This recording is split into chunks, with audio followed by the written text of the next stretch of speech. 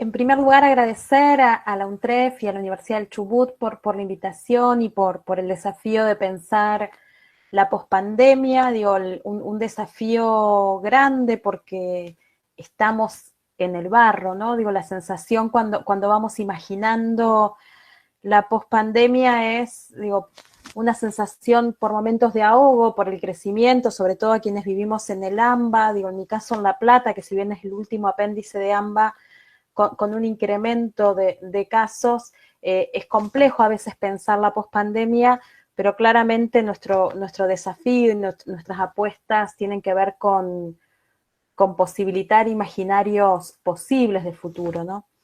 Y desde ahí compartir algunas ideas que estuvimos pensando, hablo en colectivo porque integro varios colectivos desde los que estamos en contacto todo el tiempo, desde los equipos de investigación y colegas que están en ejercicio, pensando cómo el contexto de pandemia puso en evidencia algunas cuestiones en relación al posicionamiento estatal frente al envejecimiento poblacional, cuestiones propias de pensar los procesos de envejecimiento y vejez, y, y al fin de cuentas pensar la producción de lo público. Digo, la primera cuestión que me parece interesante traer es desde dónde pensamos la categoría de vejez y esto que los gerontólogos hemos dado en llamar de pensar en términos de proceso de envejecimiento y vejez, y que desde las ciencias sociales venimos trayendo una fuerte pregunta en relación a cómo los procesos de envejecimiento y en realidad cualquier estudio que tenga que ver con la mirada particular a determinados grupos de edad nos ponen en escena la necesidad de anudar la dimensión social del tiempo, de un tiempo que lo capturamos en términos analíticos, que le ponemos ciertos marcos interpretativos, pero que es un tiempo que es complejo, heterogéneo, y que Occidente se ha ocupado en construir una mirada cronológica de ese tiempo, ¿no? Y nosotros hay una idea de determinados consensos sociales que dicen a qué edad se empieza a ser viejo. En el marco de la pandemia, esta discusión entre los 60 y los 65 nos llevó a que muchas personas de 60 años tuvieran la primer mirada estatal diciéndoles que eran grupos de riesgo, y esto está generando un movimiento, pero no es otra cosa que la puesta en evidencia de esa mirada cronológica hacia el tiempo y que construye determinados parámetros organizativos. Eso por una parte, y también traer esta idea que pensar la categoría de tiempo es pensar un tiempo que no es eterno, es pensar un tiempo que tiene un fin en nuestras existencias humanas, y que eso la pandemia volvió a traer de una manera muy fuerte, esta idea de pensar nuestras propias finitudes, algo que ya era una experiencia esperable, pero que el contexto de pandemia hizo que discutamos, ¿no? Que volvamos a algunos clásicos para pensar el tiempo de la muerte, ¿no? Digo, esto de volver a Norbert Elias, volver a otros autores que necesitábamos ponerle palabras a eso que nos estaba pasando. Pero desde este reconocimiento de que la vejez la pensamos desde un proceso de envejecimiento y vejez, que pensamos todo el curso vital y cómo este proceso de envejecimiento no inicia a determinada edad, sino que lo estamos transitando, nos lleva a pensar esta idea de cómo el Estado se ha posicionado frente a esta relación con el tiempo, ¿no?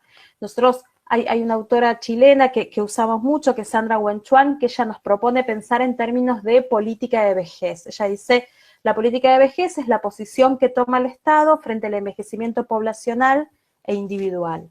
Esa posición estatal es a la que la idea es poder hacerle algunas preguntas, ¿no? Por una parte, que cuando pensamos las políticas de vejez, vamos a pensar en varias dimensiones. Una, y que es la que más se ha popularizado, tiene que ver con la dimensión jurídico-normativa, ¿no? Esto que desde mediados de los 90 o principios del 2000 se empieza a llamar como el enfoque de derechos, ¿no? Y que lo anudamos en el caso de vejez a las convenciones internacionales, a los tratados internacionales que vinieron a decir que los viejos y viejas eran sujetos de derecho, que debíamos correrlos del lugar de objeto de protección, que necesariamente teníamos que pensar que el Estado reconocía singularmente derechos específicos a este grupo poblacional.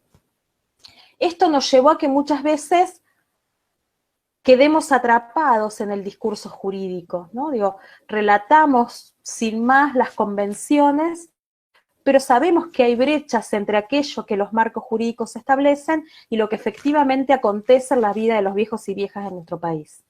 Digo, cuando nosotros pensamos el reconocimiento de la seguridad económica, de la seguridad alimentaria, de la atención integral, podemos dar una vasta número de experiencias y de ejemplos que nos dicen que esta capturación de los cuerpos por parte del sistema de salud, especialmente en los dispositivos de encierro, sigue aconteciendo sin esta atención integral.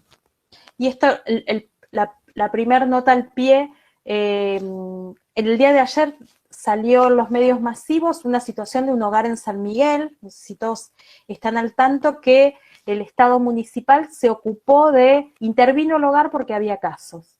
Y lo que hicieron es trasladarlos a un lugar que no estaba en condiciones, generar procesos de desatención, y eso produjo la muerte de muchos de ellos, ¿no? Cuando pensamos la posición estatal frente al envejecimiento poblacional e individual, estamos pensando en estas situaciones.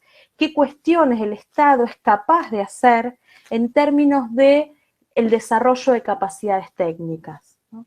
Cuando nosotros queremos disputar las ideas sobre las políticas de vejez, porque creemos que la formación gerontológica amerita o posibilita o apertura otras cosas que tal vez solo si miramos las cuestiones de salud exclusivas o dicotomizamos eso que miramos, ¿no? Porque muchas veces se pone en tensión la seguridad y esa seguridad se deshumaniza, se pierde de vista que ahí hay un sujeto.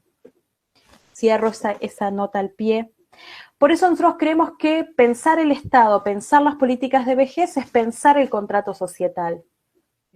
Por tradición teórica y política, creemos que el mejor regulador para nuestras relaciones sociales es el Estado. Claramente el mercado no es un buen regulador, o al menos no en términos de pensar intereses en pugna y que vaya a reconocer a minorías.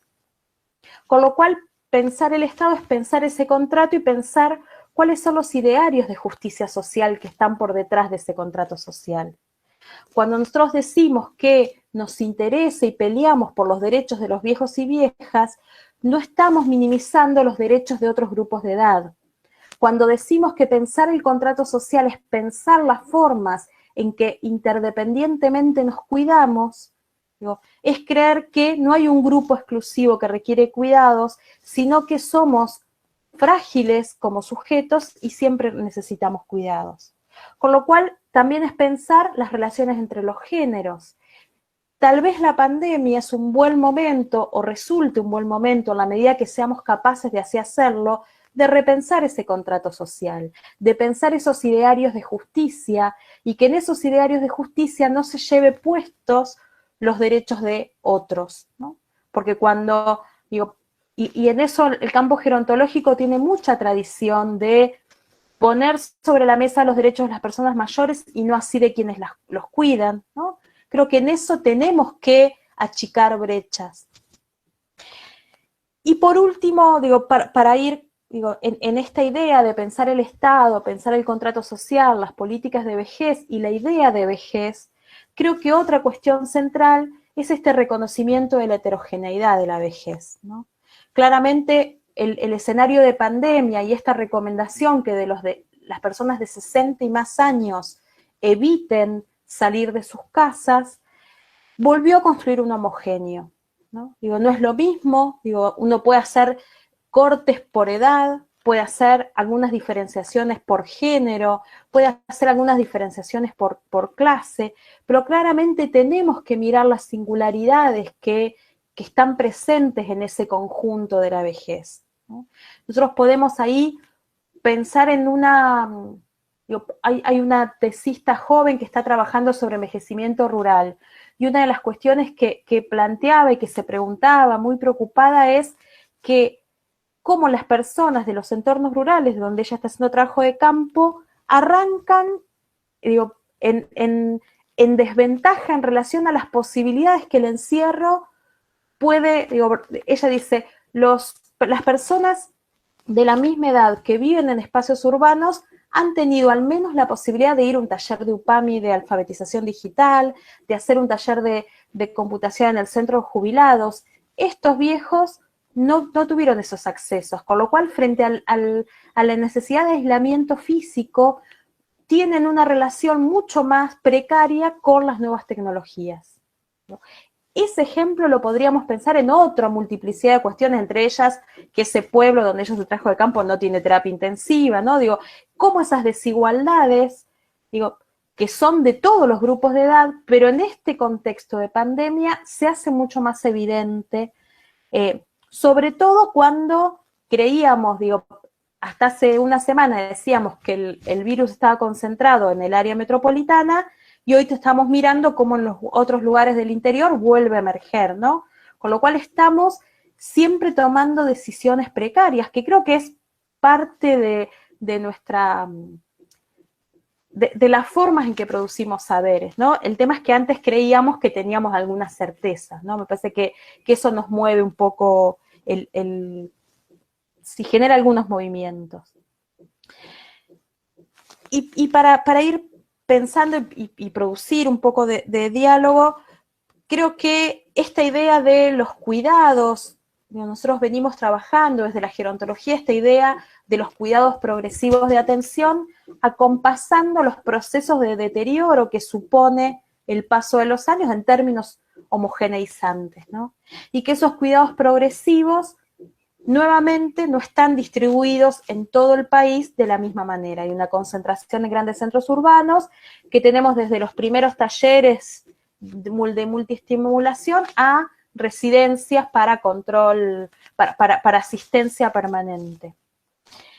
Esta idea de cuidados progresivos empieza a resquebrajarse, sobre todo los últimos escalones de esa progresividad, por una pregunta que le hacemos hoy a las residencias y que nos hacemos entre todos, es si los dispositivos de encierro para personas mayores están siendo capaces de cuidar en este contexto de pandemia.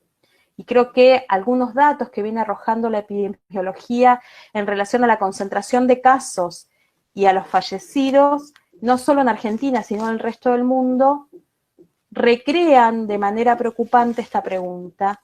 Tal vez tenemos que ser capaces de imaginar otras formas de cuidar que preserven la vida, ¿no?